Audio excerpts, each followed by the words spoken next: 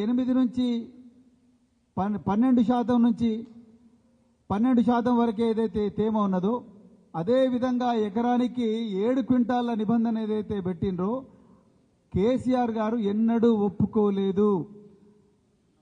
మీకు చరిత్ర తెలియదు, మీరు అజ్ఞానులు, నిరక్షరాస్యులు. మీకు తెలిసినంత కూడా బూతుల భాష మాత్రమే, మీకు తెలిసినంత కూడా అబద్ధాలు మాత్రమే. 2000 ఒకసారి చరిత్ర చూడండి. 2018లో వడ్లు కేంద్ర ప్రభుత్వం కొనకపోతే స్వయాన కేసీఆర్ గారు అందరూ ఎమ్మెల్యేలను, ఎమ్మెల్సీలను, రైతు సోదరులందరినీ తీసుకుపోయి ఢిల్లీలో 6 రోజుల దీక్ష చేసిండు. 2022లో కూడా దీక్ష చేసిండు. కానీ ఇప్పుడు పత్తి రైతులందరూ కూడా రోడ్డు మీదకి వచ్చి వాళ్ళ దిగుబడిని సీసీఐ కొనుక్కోలేదని వాళ్ళు ఏడుస్తూ ఉంటే, ఆత్మహత్యలు చేసుకుంటుంటే, మీ రేవంత్ రెడ్డి గారు, మీ తుమ్మల నాగేశ్వరరావు గారు, మీ మంత్రులందరూ కూడా ఎక్కడున్నారు? జుబ్లీ హిల్స్లో ఉన్నారు, గల్లీలల్లా తిరుగుతున్నారు దొంగల్లాగా. ఏం చేస్తున్నారు జుబ్లీ హిల్స్లో? మీరు ఓటుకు 2500 రూపాయలు లంచమిచ్చి ఒక్కొక్క ఓటర్కు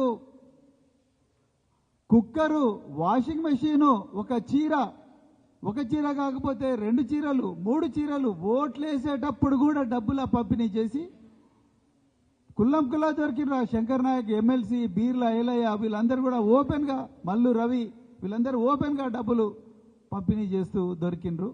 ఇది మీ పరిస్థితి. ఎక్కడుండాలి అసలు మీరు? రైతులందరూ ఆత్మహత్యలు చేసుకుంటే మీరు ఉండాల్సింది ఎక్కడ? ఢిల్లీలో ఉండాలి. కేంద్ర వ్యవసాయ శాఖ మంత్రి కార్యాలయం ముందర ధర్నా చేయాలి, జంతర్ మంతర్ దగ్గర ధర్నా చేయాలి, ప్రధానమంత్రి నరేంద్ర మోడీ గారి దగ్గరికి పోయి ఆయన ముందర ధర్నా చేయాలి. ధర్నా చేసి తెలంగాణ రైతులకు న్యాయం చేయాలి. కేసీఆర్ గారు చేసింది గుర్తులేదా? ఒక్కసారి ఆలోచించండి. ఎప్పుడు లేని 7 క్వింటాళ్ళు ఎకరానికనే రూల్ ఎక్కడి నుంచి వచ్చింది? మీ చేతగానితనం కాదా? ఏ బేసిస్ మీద 7 క్వింటాల్ అని చెప్పిండ్రు? ఒక్కొక్క దగ్గర 12 క్వింటాల్, ఇంకో దగ్గర 15 క్వింటాలు బండుతూ ఉంటే మీరు 7 క్వింటాలని ఎట్లా చెప్తా ఉన్నారు? ఎట్లా ఒప్పుకున్నారు మీరు?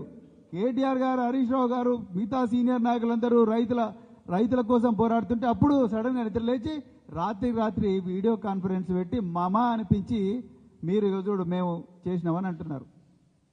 ఇది ఇవాళ మీ బండారం.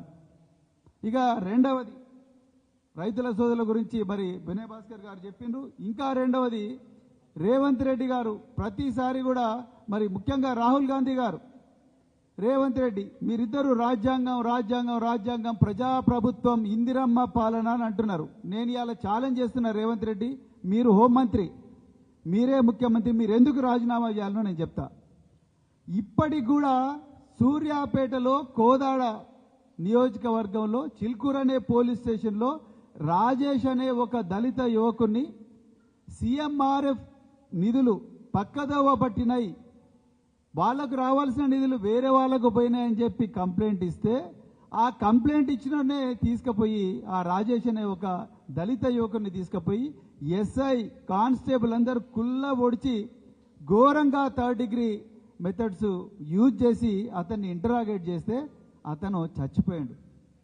48 గంటల నుండి ఆయన శవాన్ని పెట్టుకొని అదే చిల్కూరు గూడెంలో ఆ పేద దళితులందరూ కూడా ధర్నా చేస్తున్నారు. ఇంతవరకు హోంమంత్రి నుంచి ఒక్క స్టేట్మెంట్ లేదు. మరి ఎందుకున్నావు రేవంత్ రెడ్డి గారు మీరు హోంమంత్రిగా? నాయన్ రాజేందర్ రెడ్డికి ఇది కనిపిస్తలేదా? నీ చెడ్డుపక్కలు ఉండే గ్యాంగ్ మెంబర్లకు ఇవి కనిపిస్తలేవా? 48 గంటల నుండి శవాన్ని అక్కడే పెట్టుకొని వాళ్ళు చేస్తున్నారు. ఎక్కడ పోయిన మరి మీరు? ఎందుకు ఆ పోలీస్ ఆఫీసర్ల మీద యాక్షన్ తీసుకుంటలేరు? అదేవిధంగా ఒక వారం రోజుల క్రితం ఎర్ర రాజశేఖర్ అనే ఒక దళిత యువకుడు వాళ్ళ తమ్ముడేదో కులాంతర వివాహం చేసుకుంటే అవతలి వర్గం వాళ్ళు నా మీద దాడి చేస్తారని చెప్పి తండ్రి కొడుకులందరిపై షాద్నగర్ ఎస్ఐకి కంప్లైంట్ చేస్తే కూడా పోలీసు వాళ్ళు పట్టించుకోకుండా నిందితులతో కుమ్మక్కైతే ఆ రాజశేఖర్ అనే యువకుడిని పత్తి పొలాల్లోకి తీసుకొని పోయి ఘోరంగా కొట్టి శవానికి కాలబెట్టిండ్రు. ఎక్కడ పోయినవయ్యా రేవంత్ రెడ్డి హోంమంత్రి? ఎందుకు ఆ పోలీస్ ఆఫీసర్లను అరెస్ట్ చేయలేదు? ఎందుకు వాళ్ళ మీద అట్రాసిటీ కేసు పెట్టలేదు? ఏ బేసిస్ మీద మీరు పని చేస్తున్నారు? మరి నేను అడుగుతున్నా, ఇదే రేవంత్ రెడ్డిని అడుగుతున్నా, ఇదే పోలీస్ అధికారులను అడుగుతున్నా, రోహన్ రెడ్డి కొండా సుష్మిత, ఈ వరంగల్కు చెందిన కొండా సుష్మితనే చెప్పింది కదా. కొండా సుష్మిత ఏం చెప్పింది? రోహిన్ రెడ్డి రేవంత్ రెడ్డి బంగ్లా నుంచి వచ్చిండు, వచ్చి గెస్ట్ హౌస్లో ఆ డక్కన్ సిమెంట్ వాళ్ళను అక్కడి నుంచి హుజూర్ నగర్ నుంచి పిలిపించి తుపాకీ పెట్టి బెదిరించిండు అని చెప్పి టాస్క్ ఫోర్స్ వాళ్ళకి కుల్లం ఇదే వరంగల్కు చెందిన కొండా మురళి వాళ్ళ బిడ్డ కొండా సుష్మిత చెప్పింది. టాస్క్ ఫోర్స్ పోలీసు వాళ్ళు వాళ్ళ ఇంటికి కూడా పోయినరు. మరి రోహిన్ రెడ్డిని ఎందుకు అరెస్ట్ చేయలేదు? సుమంత్ని ఎందుకు అరెస్ట్ చేయలేదు? కొండా సురేఖ ఓఎస్డి సుమంత్ని ఎందుకు అరెస్ట్ చేయలేదు? మరి దాని గురించి మాట్లాడేంది రాజేందర్ రెడ్డి? ఇప్పుడు వాళ్ళను ఎవరైతే కంప్లైంట్ ఇచ్చిందో రాజేశ్వరిని తీసుకుపోయి ఘోరంగా 3rd డిగ్రీ టార్చర్ చేసి చంపేసింది ఆ పిల్లగాన్ని. ఎర్ర రాజశేఖర్ అనే పిల్లగాడు నన్ను చంపుతారు మొర్రో అని ఏడ్చినా కూడా చేసిండ్రు. మరి ఏమైంది హోమ్ మినిస్టర్ రేవంత్ రెడ్డి?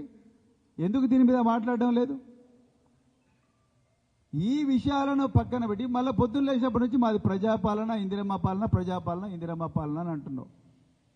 ఇక మూడవది, ఇవన్నీ ఏమన్నా నేను నాయన రాజేందర్ రెడ్డి అంటాడు మేము 6 గ్యారెంటీలో 78% చేసినాం అంటున్నారు.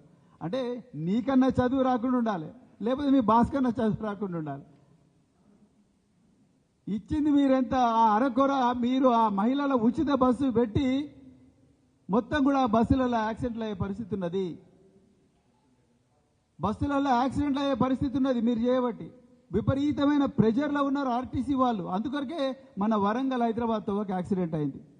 అదేవిధంగా మన చేవెళ్ల తోవలో 20 మంది చచ్చిపోయారు, 24 మంది చచ్చిపోయారు. దానికి కారకుడు స్వయాన రేవంత్ రెడ్డి. నేను ఓపెన్ చెప్తున్నా. ఎందుకు చెప్తున్నా?